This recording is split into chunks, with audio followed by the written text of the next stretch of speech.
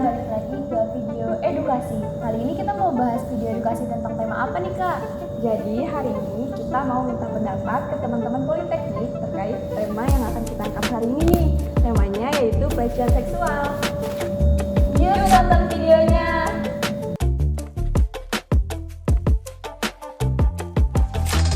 Oke, aku akan mengajukan beberapa pertanyaan ya Mas. Untuk pertanyaan pertama, gimana sih pendapat Mas terkait kalau misalnya pelecehan seksual itu disebabkan karena alasan pakaian yang terbuka? Kalau dari Mas sendiri setuju nggak sama pendapat itu? Menurut saya sih Mbak, pakaian terbuka itu tidak membuat bukan hal utama yang membuat pelecehan seksual itu terjadi, tapi dari nafsu dari pelakunya tersendiri itu yang membuat pelecehan seksual bisa terjadi. Kalau untuk itu sih, yang pertama pelecehan seksual sendiri kan ada banyak macam nih, baik mungkin secara fisik ataupun dengan cara melihat. Dan yang kita tahu ya mungkin hampir semua laki-laki bakalan mikir kalau misalnya pelecehan seksual terjadi itu karena pakaian terbuka, dan itu menurut saya kesalahan dari si ceweknya gitu, karena dia tidak bisa menutup auratnya sendiri gitu. Dan itu kan menurut saya hal yang cukup penting lah gitu untuk wanita gitu, soalnya ya itu merupakan aurat yang harus dijaga. Menurut saya kurang malah tidak setuju. Kenapa? Karena kita kan hidup di negara yang berlandaskan hukum dan semua itu sudah teratur dalam undang-undang.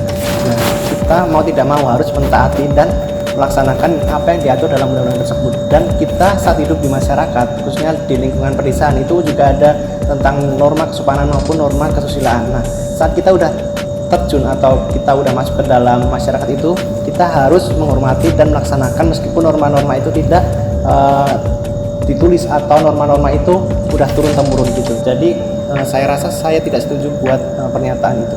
50-50 sih, ada setuju ada enggaknya. Ada baiknya si cewek atau si perempuan atau korbannya lebih menutup auratnya, karena itu bisa mengundang syahwat daripada akinya atau sang pria. Jadi ada baiknya meminimalisir daripada terjadi hal yang enggak. Oke, untuk pelecehan seksual menurut pakaian dari si korban ya. Kalau menurut saya sih itu enggak ya, karena pelecehan seksual itu hampir 80% faktornya karena mau atau tidaknya, bukan dari pakaiannya gitu.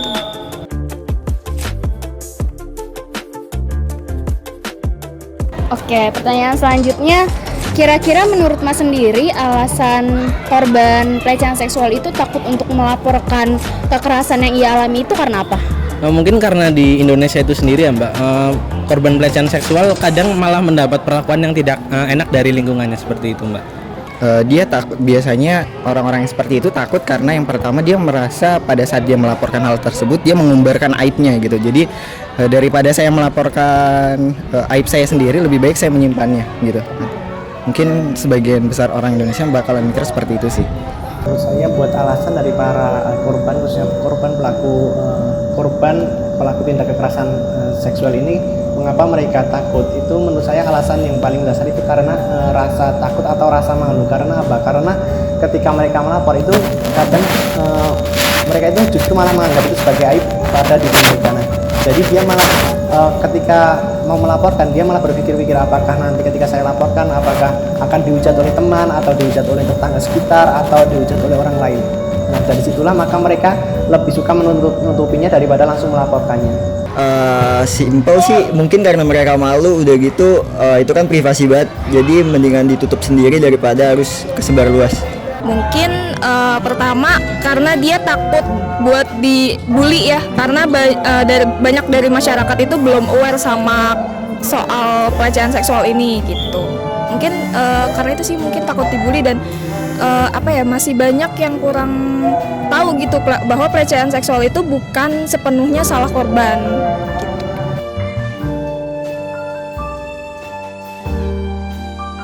Untuk pertanyaan ketiga, menurut Mas sendiri laki-laki itu bisa nggak sih mendapatkan pelecehan seksual, dan kalau Mas sendiri pernah nggak melihat ataupun mendengar laki-laki mendapatkan kekerasan seksual?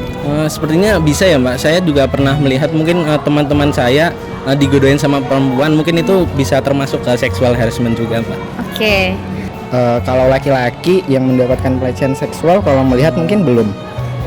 Tapi kalau secara mendengar atau dalam di setiap berita mungkin ada. Nah, ya apa? Maksudnya sebenarnya itu bukan hal yang tabu lah gitu. Jadi bukan cuman perempuan gitu yang bisa dilecehkan, tapi laki-laki juga sama gitu. Ya, kalau menurut pendapat saya, laki-laki bisa menjadi korban dari pelecehan seksual.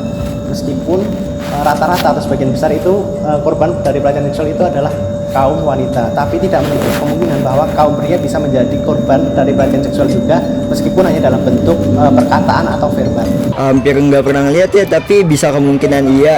Kayak laki-laki yang mohon maaf kayak jarang bergaul gitu, kayak tertutup banget, jadi nggak bisa disimpulin nih karakternya kayak gimana. Jadi ada kemungkinan ya. Ya, kalau untuk laki-laki sebenarnya kurang lebih pernah sekilas dengar, tapi kayaknya kebanyakan itu kejadiannya sama anak kecil sih gitu.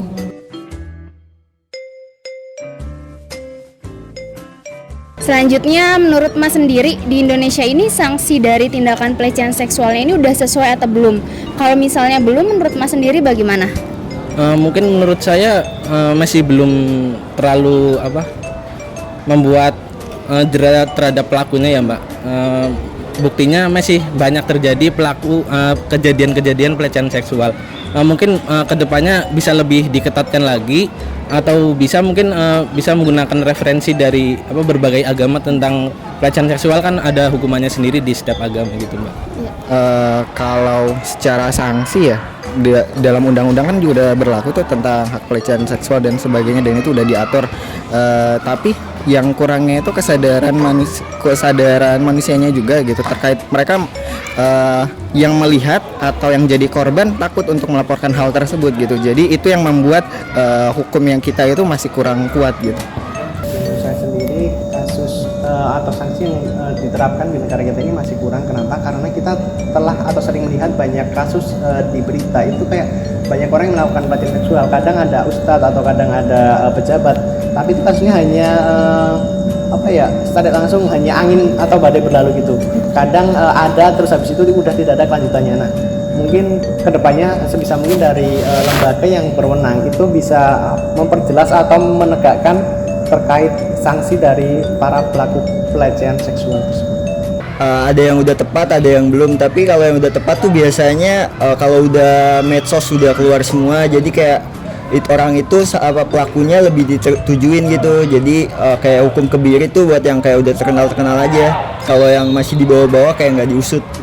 Ya, kalau untuk sanksi sebenarnya dari saya sendiri pun belum update ya untuk sanksi-sanksi yang terbaru soal pelecehan seksual ini. Cuma menurut saya itu belum sesuai gitu, belum sesuai dengan apa yang udah dilakukan si pelaku. Jadi untuk sanksinya ya belum tepat.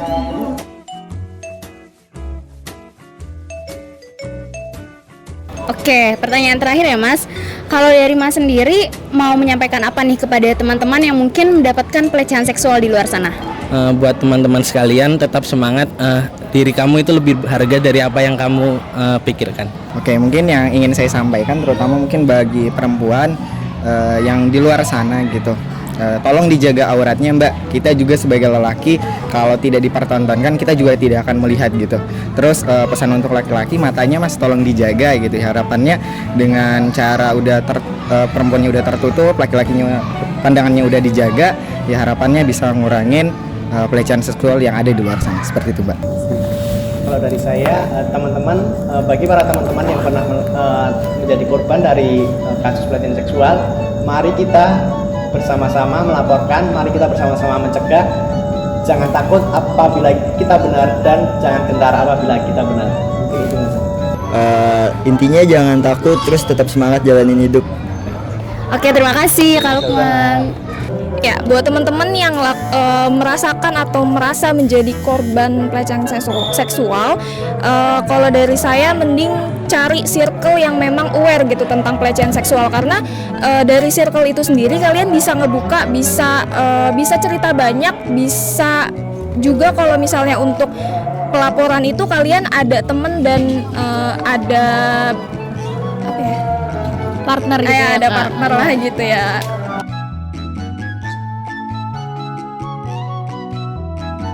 Wah, keren-keren banget ya Kak Salmi tanggapan dari teman-teman Politeknik.